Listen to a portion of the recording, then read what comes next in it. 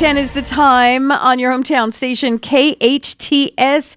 My name is Tori. In studio right now, I have a special guest. His name is Phillip Solomon, and you might remember Phillip from our Rubber Ducky segment. He is the CEO of Samuel Dixon Family Centers. So, welcome, Phillip Solomon. How did everything go? The big Rubber Ducky event. Yes, well, good morning, and thanks for having me back again. We did very well. We were able, at the end of the day, we raised over $72,000.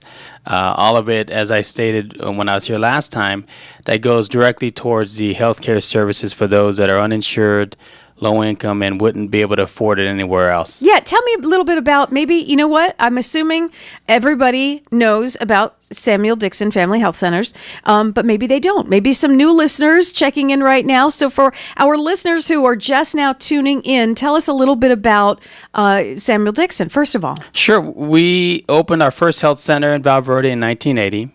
And then since then, in the last 16 years, we opened one in Canyon Country and as well as one in Newhall.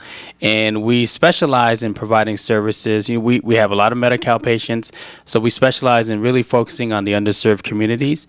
So if you don't have any insurance, we have enrollment staff that will help you get insurance and help you qualify for various state and county programs. And we provide healthcare services, primary care services. We also have a dental program where we provide dental services, and we have mental health counseling as well. We focus primarily on the low-income and uninsured, but we take any health plans if you're willing to have us provide the care for you. Why did you start such a thing here in the Santa Clarita Valley?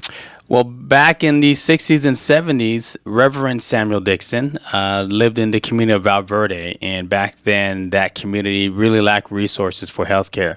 So he worked with local hospitals here in town and in Santa Monica to get physicians to come down and provide healthcare to those residents in that community out of his church.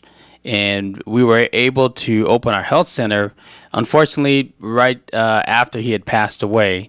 But we named it in honor of him for the work that he started out in that community. So we're talking about a whole bunch of people with a whole bunch of big golden hearts. Yes, absolutely. That's the only way that we're able to function. That's amazing. And with the help of events like Rubber Ducky. Now tell again, explain to our listeners who may have missed it. It was about, I want to say it was about a month ago? October 14th, so okay.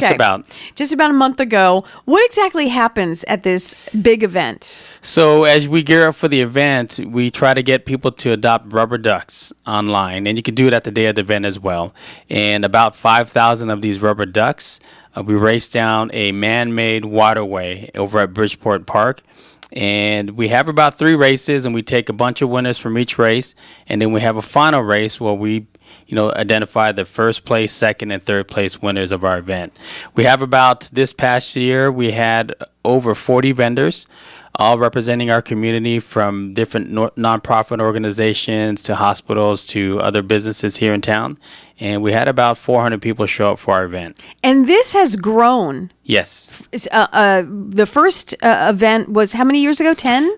15 years ago. 15 years ago, and it was very, very, very, very small. Very small. And now it has grown into this ginormous event, which helped raise, did you say $72,000? $72,000. $72,000. I would say that's a huge success. Very, very successful. Right? Yes, we're very happy about the results. And you're not stopping now. No, we are early in the turn of 18 in January. We're going to start planning for our 16th annual. So, we hope to make that bigger and better. We've got a lot of good feedback from our committee partners, from the vendors, from those that participated. So we're looking to make this much bigger than we did the last several years. So $72,000 this year. You think you can make it to 100? That would be awesome. We did a couple years ago. Yeah? Yes. Okay. So I think we had 110, right around there. All right. So we got to do it again. Let's go back. We're shooting for it. Let's go back up to 100K. Phillip Solomon, CEO of the Samuel Dixon Family Health Centers. If anyone wants to get in touch with the center itself or you, or has questions, maybe they're in the car right now, our listeners are thinking, that sounds like something I kind of need. I'm uninsured. I need supplemental. Where do they get in contact with you? Do they have a website? Do you have a phone number? Absolutely. Probably the best place to go is just go to our website. It's www.sdfhc.org.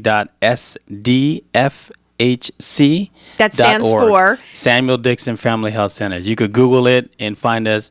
All of our contact information is there for all of our locations. Our services for the enrollment services is there as well. If you're uninsured, we'll help you find some coverage somewhere. Congratulations on the huge event. If you want to see, by the way, I know we have a video on YouTube and on our Facebook page of all the rubber duckies from the event last month. If you want to see, just for funsies, if you want to see what's going on, and hopefully you'll be part of this next year. Phillip Solomon, CEO, thank you so much for joining us and letting us know how it went. Next year, bigger and even better. You got it. All right. Thanks for coming. Thank you.